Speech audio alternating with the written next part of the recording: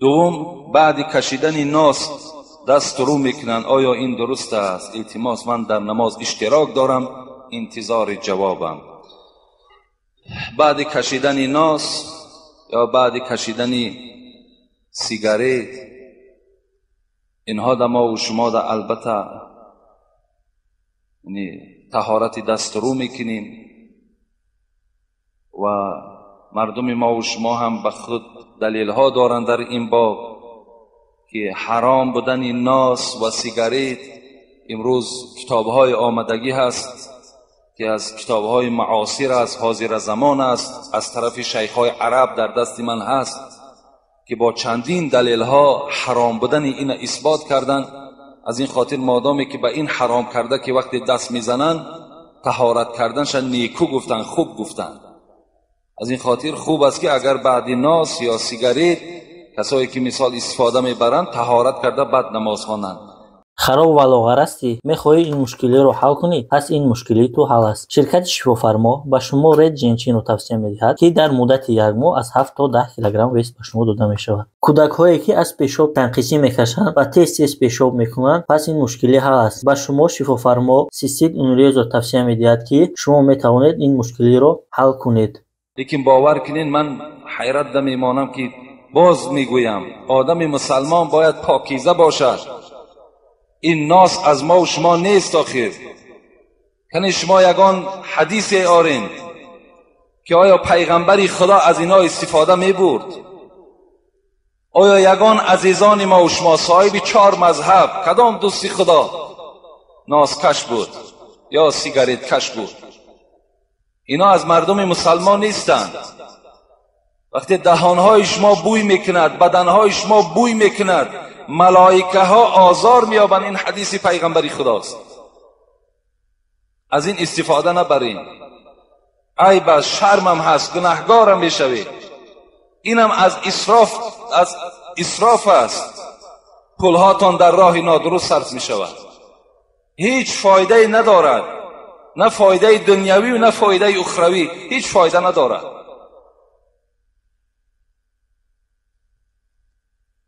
سلام ای دوستی خدا حاجی میرزا، از شما خواهش و التماس میکنم که با این سوال من روشنی اندازید.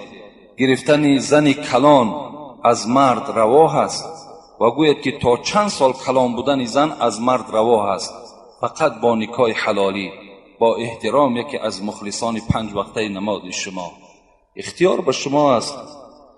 پیغمبر خدا 25 سال از خودشان کلان گرفتن، 15 سال. خودشان حبیب خدا 25 ساله بودن، حضرت خدیجه 40 ساله بود. 15 سال از خودشان کلان زن نکاح کرده گرفتن. این به طبیعت شما وابسته است. اگر 20 سال کلان هم که باشد، برای تو موافق باشد و فرزنددار باشد و آرزوی تو، مقصد تو برای نگاه کردن فرزند او باشد، یا این زن بیراهه نشود، گفته اگر نکاح کرده گیری، خوش به حال، درست است، صحیح است. در اسلام حد ندارد که تا چند ساله را گرفتن درست، تا چند ساله را گرفتن نادرست. تا چند ساله را که طبیعت تو میکشد، دست تو میرسد، مقصد تو نیک باشد، برای تو درست گرفتن بگیر. السلام علیکم داملای شیرین بیان و شیرین سخن. یک سوال دارم، یا گویم یک شکایت دارم، این را شرح دهید. من در بازار کار میکنم، سوداگر شده. برادرم نیز سوداگر است، لیکن شرایط خیلی خوب دارد. حتی خانه هایی دارد که مردم اجاره می نشینند. من که دادر وی هستم، در شهر اجاره می نشینم. و او گفتم یک خانه را بر من ده، آهسته آهسته پولش را می گردانم. وی رد کرد. با این خیل برادر چگونه معامله کنم؟ حال آن که مخلص کسیته های شما هست و دائم گوش می کرد. از روی اسلام گوید که آیا این برادر من هست یا نه؟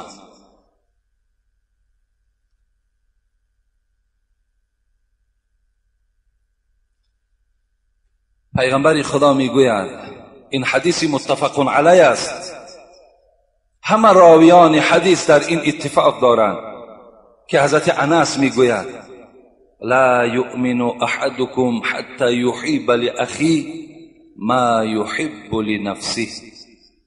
حبیب خدا چی چه سخنی بهترینی گفتند: ایمان ندارد یکی از شما تا آن زمانی که برای خود آن چیزی را که دوست می دارد برای برادرش دوست ندارد.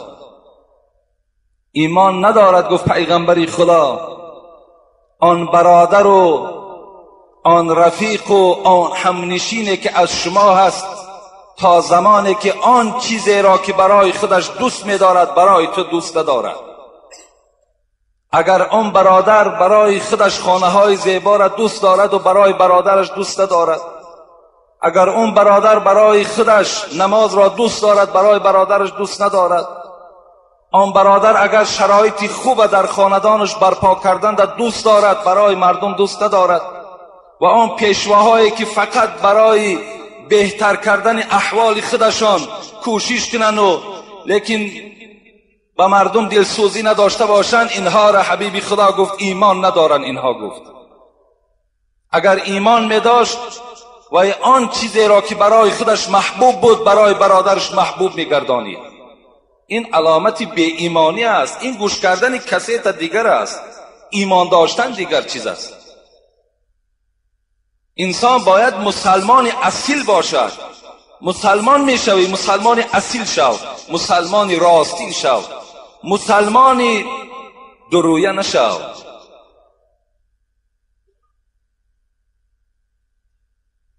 حضرت یوسف علیه السلام پیغمبر بودند. قومش بر او گفت ای یوسف، خدا تو را مددگار باشد، برای چی اینقدر تو روزدار هستی؟ آخر این انبارها پر از طعام است،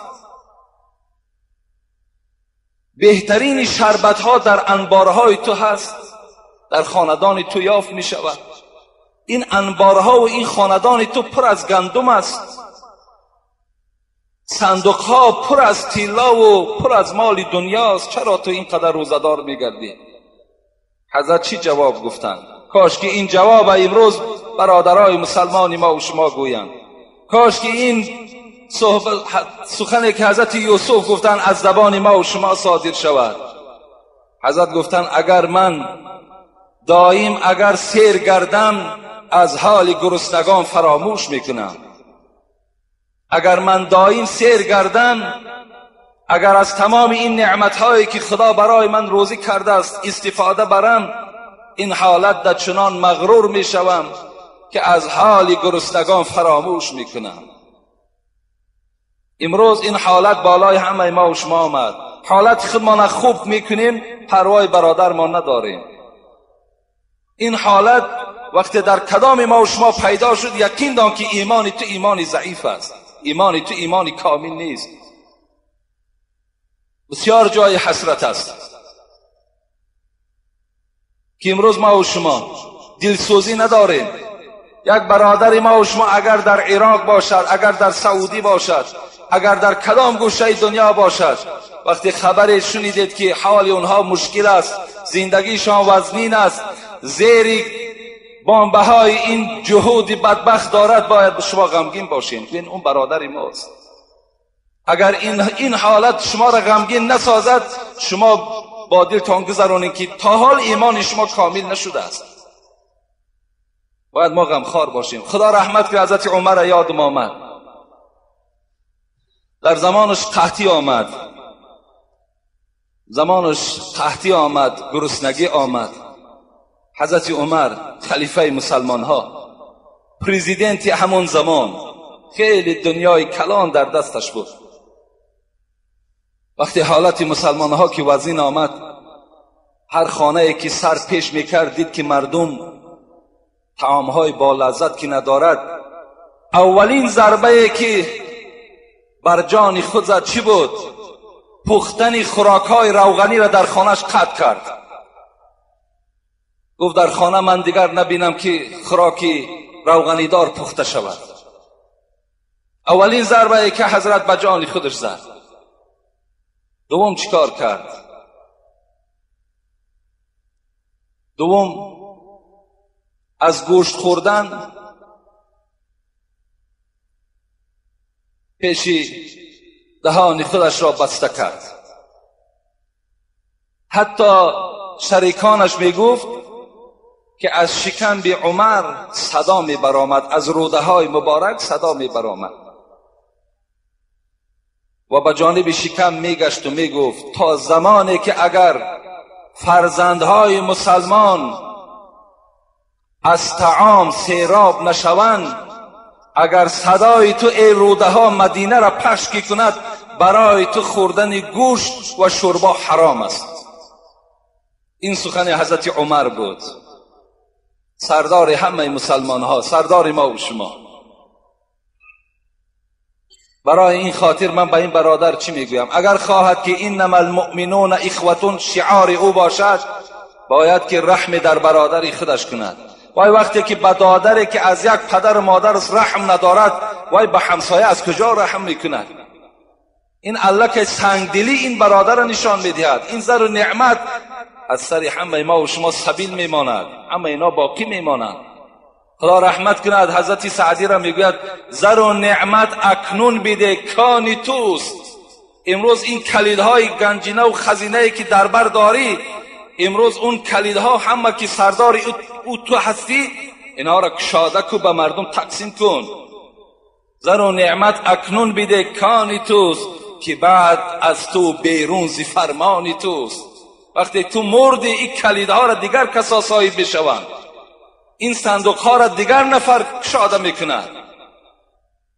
و دنیا توانی عقبا خری، میتوانی ای انسان مالدار میگوید میتوانی که جنت خری، با این دنیا میتوانی که جنت خری. یعنی اگر تو خیر احسان کنی، اگر تو رحم و انصاف اگر به کار بری، تو آخرت خریدگی هستی. و دنیا توانی عقبا خری، بخر جان عزیز ورنه حسرت خوری. خر میگه جان عزیز. من بسیار یک موسفیت تجربه داری هست و میگوید من از تو در عالم است و من از تو در خوبتر میفهمم. بعدا حسرت میخوری، فایدت نمیکنه. هر کی جمع کرد و گوشه بنهاد، خودش مرد و زنش با دیگری داد. میمری میرای. این خانه ها بابا مردهای دیگر می آیند، در اون خانه ها با دادرای زنت میشینند، دادری تو اجاره میگردن. السلام علیکم داملای عزیز. اگر مرده بالغ را با کودک یک جای جنازه کنی درست است؟ اگر مرده بالغ با کودک ها یک جای جنازه کنی درست است؟ اگر مرده که بالغ است، یعنی یک مرد مرد 40 ساله 50 ساله، در برابرش باید طفل دیگر آوردن، سال نو تولد شده است یا 1 ساله است یا 2 ساله است. اگر شما خواهید که هر دینها را یک جنازه کنین، اجازت میدهد شریعت، جایز است. مرد کلان از پیش خودت می ایستد و طفل از بری او، از پایانتری او می ایستد، این از پهلو از قسم بالا می ایستد، جایز است. اگر تنها اگر خواهید که جنازه کنین، این بهتر است گفتن. آیا آدمی به بالغ را 3-4 نفر را یک جایه چی؟ اینم درست است. اگر 3-4 آدمی که به بالغ رسیدن، یعنی از 12 بالا هستند، اگر همه شما یک جنازه هم که خوانیم، اینم جایز می شود. لیکن تنهاش بهتر گفتن. لیکن معنی را ندارد که یک جای خواندن اینها نادرست باشد. درست است. کسی غیبت کند برادرش را، نیکیهایش را خدا میگیرد و نابود میکند. آیا این راست است؟ راست است البته. کسی اگر یک برادرش غیبت میکند، خداوند نیکیهای او را میگیرد. امام حسین ابن علی، بچه حضرت علی، امام حسین میگوید یک کس خبرش آورد که فلان همسایت را در فلان معرکه غیبت کرد. امام حسین چگونه رفتار کرد؟ میگوید در یک طبق پر از خرما کرد و خاندان این مردی که او را غیبت کرده بود همونجا رفت، در روایه میگوید زد. وقتی کشا دید حسین، گفت ای نبیره پیغمبری خدا، خوش آمدی، مرحمت. این گفت نه، گفت من خانه تو نمی درایم مگر من شنیدم که تو امروز آن مقدار حسناتی که داشتی همش را مرا دادی، من هم در عوض این نیکی تو به تو نیکی میکنم، این طبق خرما را قبول کن. اگر چنده که نیکی من نسبت نیکی تو خیلی کم است. یعنی کسی که اگر کسی را غیبت میکند یقین داند که خداوند حسنات او را، نیکی های او را میگیرد، در نامه اعمال اون شخصی را که غیبت داشت در نامه اعمال او میپرتاید و بدی های او را گرفته در نامه اعمال این غیبت کننده میپرتاید. از این در بهترین توفه است. خوش به حال ما که امروز میشنویم در فلان جا غیبت ما کردن، خوش به حال ما. غیبت کنین این حال ما خوب می شود، نیکی های ما زیاد می شود. در اینجا چند برادرات میارن، من نمیخوانم اونها را. داملای عزیز، جمع پیغمبران چند تا هستند و چند تای او در قرآن هست. التماس نامهایشان را تکرار کن تا که ما از کسیته ها نوشته گیریم. و حضرت موسی سخن خدا را میشنید با گوشهایش یا چگونه سخنرانی‌هایش بود.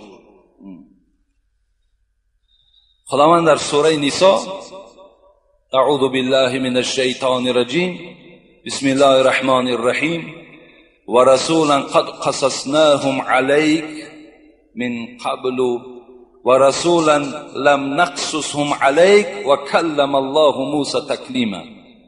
خداوند در این سوره نساء برای پیغمبر خدا حکایه کرد که محمد صلی الله علیه و سلم، بعضی از پیغمبرها را من برای تو قصه کردم و بعضی از پیغمبرهای دیگر را در قرآن نامشان یاد نکردم.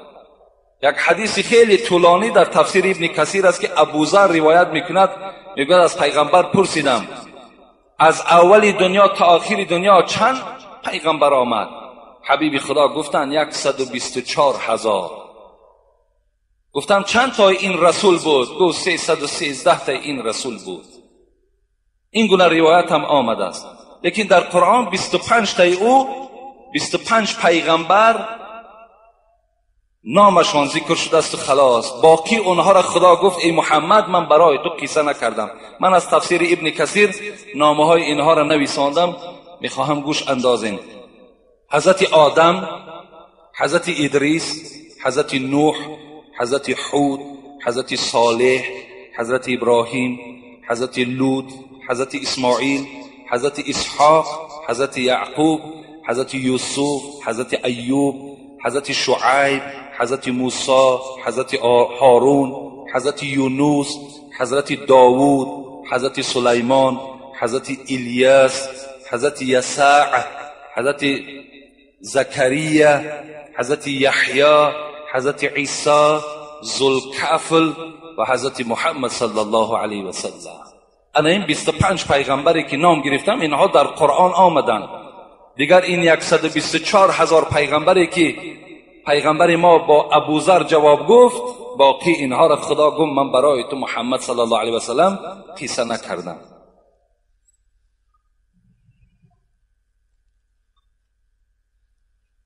السلام علیکم داملای شیرین سخن. ما از شما یک سوال داریم که یک گروه مخلصان شما جوابش را با پررگی میگردانیدید. التماس سوال ما همین است که در درون حمام غسل نماز جمعه را میکنی و با تنه لوچ طهارت کردن ممکن است یا نه؟ خواهش مرا رد نکنید. التماس بین ما جنگ شد و داد ما برس. یعنی در حمام وقتی شما رفته آبازی میکنید شما گناهگار میشوید. یقین دانید که شما از ثواب جمعه محروم شدید. وقتی اگر شما یک جایه در حمام رفتید، حبیب خدا گفتن زمان میشود که مردها دیوس میشوند. گفت چی گونه؟ گفت زنهای اونها در حمام غسل میکنند.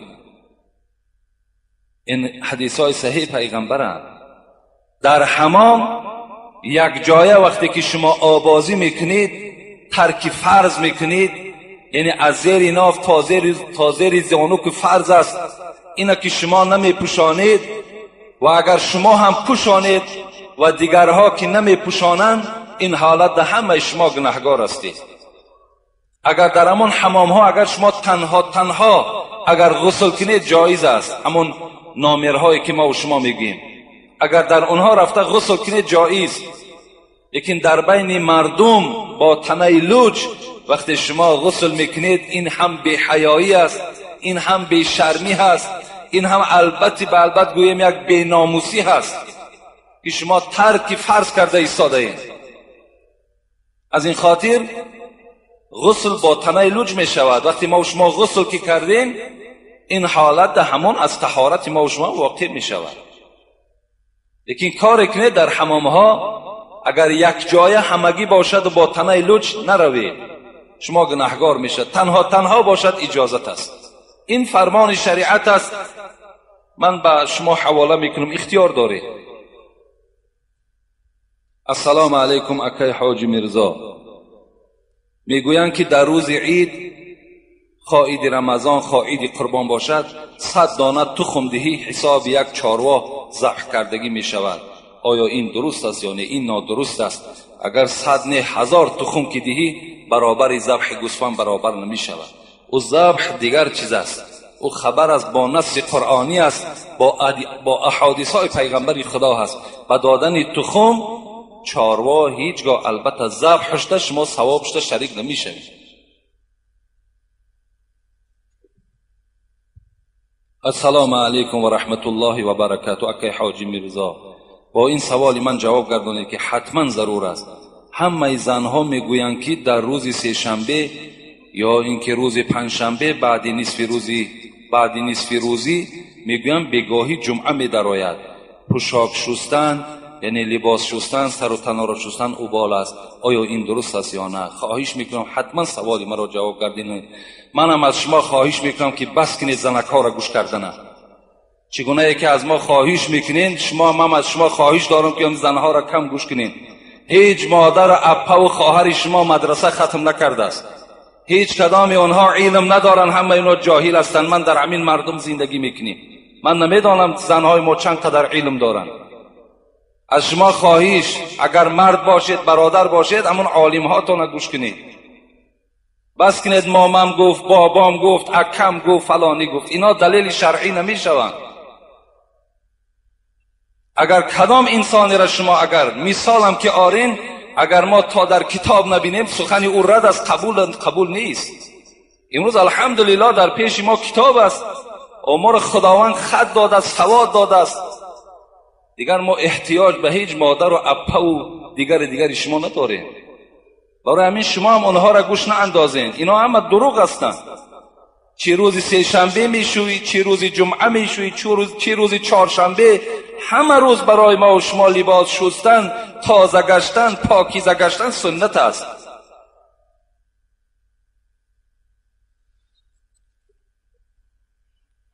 السلام علیکم و رحمت الله و برکاته. اکای حاجی میرزا، پیش از همه به شما عمر دراز و تنی صحت و دل بیغم را آرزو دارم. اکای حاجی میرزا، شما بگویید که در فصل زمستان مسجد محله ما خنک است. ما در همسایگی مسجد اقامتی میکنیم و من باشم از زبان شیرین شما شنیدم که اگر کسی در همسایگی مسجد میشیند و در مسجد نماز نمیخواند، نماز او حتی نماز نیست. در زمستان هم مسجد رفته نماز خوانیم یا در خانه. من حالا باشد نمازهایم را هر روز در مسجد میخوانم. التماس خواهش میکنم که سؤال مرا پر جواب گردانید. خوش به حال همو برادرهایی که چی در تابستان و چی در زمستان در مسجد رفته نماز میخوانند. البته کسی که نماز در همسایگی مسجد است و نمازش در خانهش میخواند، این نماز قبول نمی. پیغمبر خدا لا صلاة لجار المسجد الا فی المسجد، این حدیث صحیح است. نیست نماز از برای آن کسی که اگر در همسایگی مسجد زندگی کند و در خانه نماز خواند. زمستان، تابستان، همه حالت در گردن ما نماز با جماعت سنت مؤکده هست. باید که ما و شما ترکش نکنیم. اگر ترک کردیم ما و شما گناهگار میشویم. این گناهگاری هم کاری هزل نیست، کاری آسان نیست. همه این مسجد امروز خنک است. السلام علیکم داملای محترم. یک برادر اسلامی 7 پاره قرآن را ختم کرده، به پاره 8م شروع کرده است. امیدوار یک کف دعای شماست. التماس در همین جمعه در حقش یک دعای خیر کنید. با احترام برادر اسلامی شما از ناحیه مؤمن آباد. خدای مهربان باز هم علمی لدون و ذهن ذکی، علم نافع، علم با عمل و حفظ مکمل خدای مهربان با این بنده خود نصیب بگردانی و به تمام آن میخواندگی هایی که دارد عمل کردن در خدا موفقش بگردانی. آمین یا رب العالمین. السلام علیکم داملای شیرین زمان. من میخواستم از شما بفهمم که آدم های هستن که میگوین که خدا زده باشو او راه زده نه، باز میگوین که در پشتش کدام اوراحی بود است که او با فلان بلا گرفتار نشد. من با آنها میگویم که شما نادرست میگویید. شما چی میگویید؟ در آخر در حق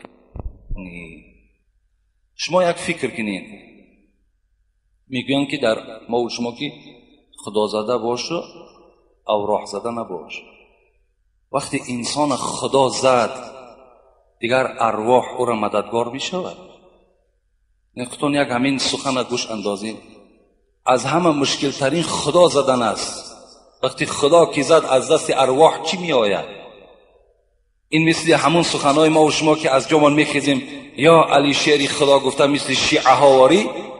ولی بسیاری از ما و شما این عادت داریم از جامان که خیزیم یا علی شعری خدا مدد کن. این کفر است، این شرک است.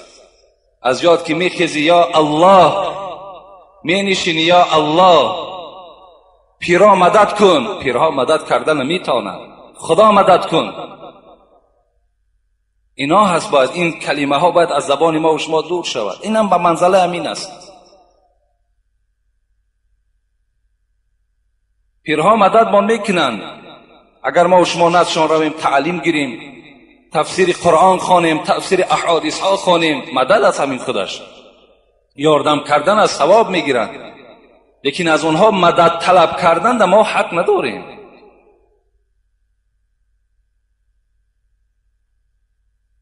اگر خواجه شود از بنده راضی، به او یار است استقبال ماضی. شود ای بنده گر مولا به آزار، همه در هر دو عالم از تو بیزار. اگر خدا از تو ناراضی شد، اگر خدا که تو را زد، دیگر دنیا و قیامت در تو هیچ دوست برای خودت یافته نمیتانی. حضرت گفتند.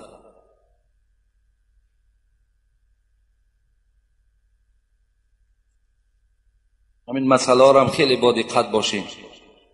علی شعری خدا گفته از جا خیستن، از حضرت علی مدد طلب کردن یا باهودین بلاگردان، اینا از ما نیست برادرای عزیز. اینا از اسلام نیستند. خیستین الله گفته از جاتون خیزین. نشستین الله گفته. هر کاری را که شروع میکنین به نام الله گفته شروع کنین، انشاءالله برکت میابین.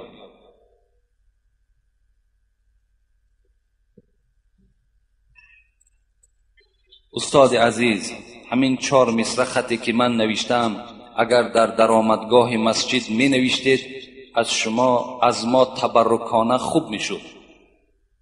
بسم الله.